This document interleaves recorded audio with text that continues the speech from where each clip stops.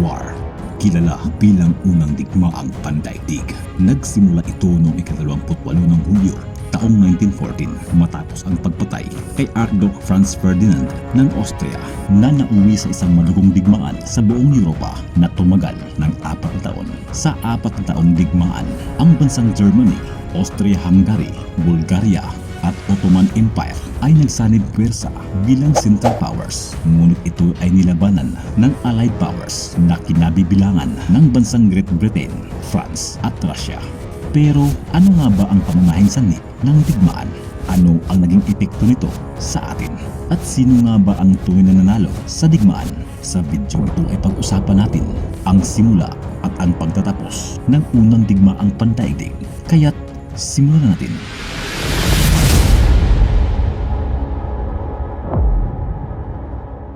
Pero bago ang lahat ay shoutout po muna kay Mr. Gilbuena ng Motorized Surigao. Mabuhay ka kapatid!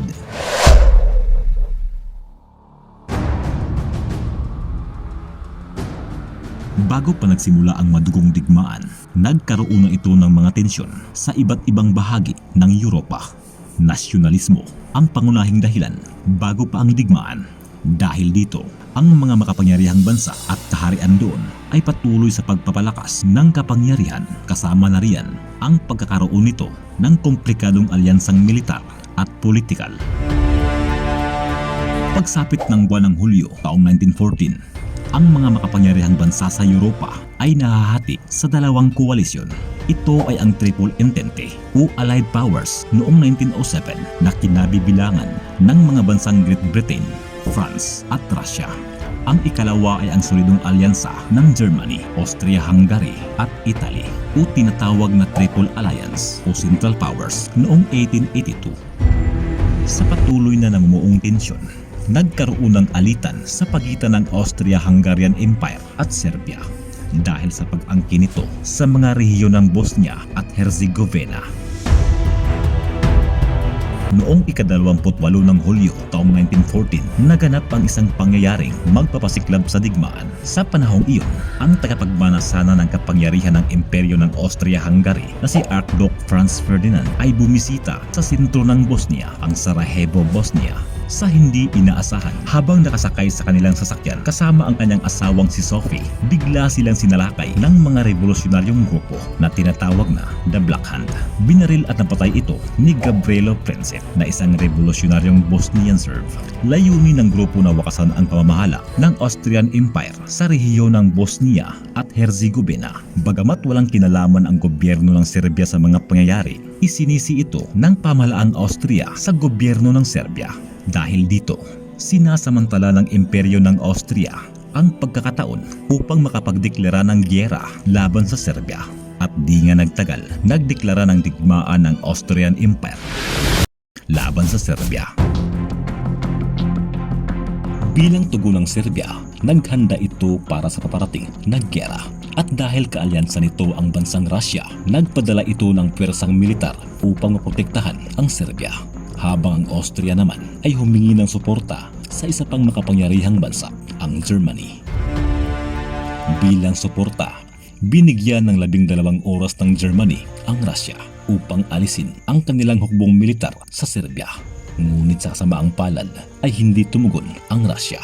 Ika-1 ng Agosto taong 1914, tuluyan nang nagdeklara ng giyera ang Germany laban sa Russia. Ngunit dahil sa solidong alyansa ng bansang Russia at France, nagdeklara ang bansang France ng digmaan laban sa Germany. At dito na nagsimula ang labanan sa pagitan ng mga bansa.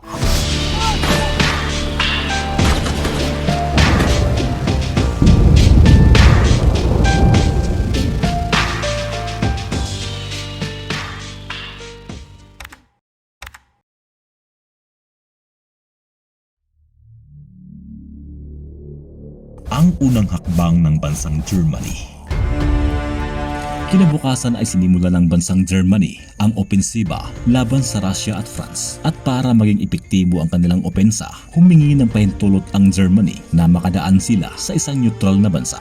Ito ay sa lupain ng bansang Belgium. Ngunit sa kasamaang palad ay tumanggi ang Belgium sa nais ng Germany. Dahil dito, inatake ng bansang Germany ang Belgium.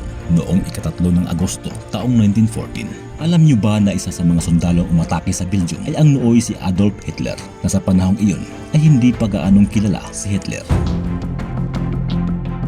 Dahil sa agresibong atake ng Germany, sumaklolo ang gobyerno ng Belgium sa bansang Britanya upang sundin ang pinirmahang kasunduan noong 1839 Treaty. Bilang tugon, nagdeklara ng giyera ang Britanya laban sa bansang Germany noong ika-4 ng Agosto sa kaparehong taon. Dahil sa mga pangyayaring ito, tuluyan na nagsanib pwersa ang dalawang koalisyon sa Europa, ang Great Britain, France at Russia bilang Allied Powers, habang ang Austrian-Hungarian Empire, Ottoman Empire at Germany ay nasa koalisyon ng Central Powers, at dito na nagsimula ang unang digmaang pandaigdig.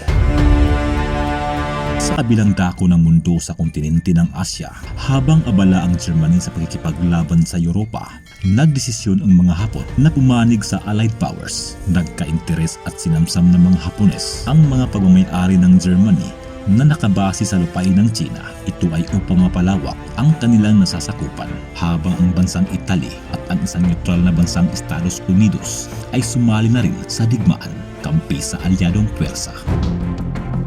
Nabanggit natin kanina na ang bansang Italy ay ang isa sa orihinal na miyembro ng Central Powers, ngunit taong 1915 ay sumapi ito sa Allied Powers matapos masira ang ugnayan nito sa pagitan ng Austrian-Hungary. Ngunit paano nga ba naging miyembro ang Estados Unidos sa Allied Powers? Bilang isang neutral na bansa, ang Estados Unidos ay hindi nakikisawsaw sa anumang uri ng digmaan, bagkus ito ay sumusuporta at nagsusupply ng kagamitang pandigma ng Allied Powers. Pero matapos salakayin ng mga submarinong pagmamay-ari ng Germany ang barko ng Estados Unidos, ito ay nagpasyang sumapit at naging opisyal na miyembro ng alyadong pwersa. At noong ika-9 ng Abril taong 1917, opisyal na deklara ng giyera ang Estados Unidos laban sa Germany. Sa taong ring ito, ang Russia na isa sa pinakamalakas na bansa ay gumuho. Ito ay dahil sa kabi-kabilang revolusyon laban sa gobyerno na nagresulta upang wakasan ang monarkiya. Dahil dito, ito ay naging daan upang makapagtatag ng provisionary government na sa kalaunay naging Soviet Union. At dahil sa bagong pamamahala, ito ang naging sanhi upang humina ang kanilang pwersa at mas pinili nilang umiwas sa anumang digmaan.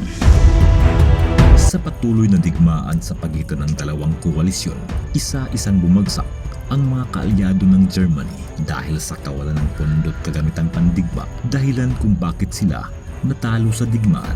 At dahil sa mga pangyayaring ito, nagbitiw sa pagiging emperor ng Germany si Kaiser Wilhelm noong ika-6 ng Nobyembre taong 1918, at kasunod nito nagkaroon ng kasunduang armistice noong ika-11 ng Nobyembre sa kaparehong taon. Dahil dito, ang mga bansang sangkot sa digmaan ay isa-isang lumagda sa usaping pangkapayapaan, at formal na nagwakas ang digmaan noong ika-28 ng Hunyo taong 1919, ang Treaty of Versailles.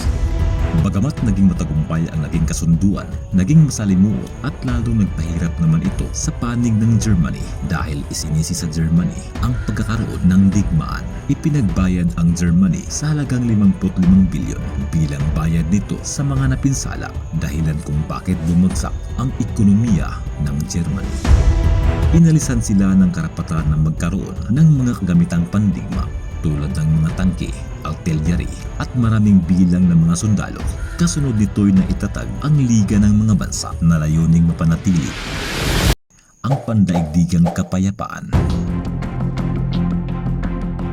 Bilang resulta sa digmaan, tinatayang 22 milyong katao ang nasawi, kung saan 6 na milyon dito ay mga sibilyan. Sa kabila ng masalimuot na digmaan, nagkaroon ito ng mga positibong pag-unlad.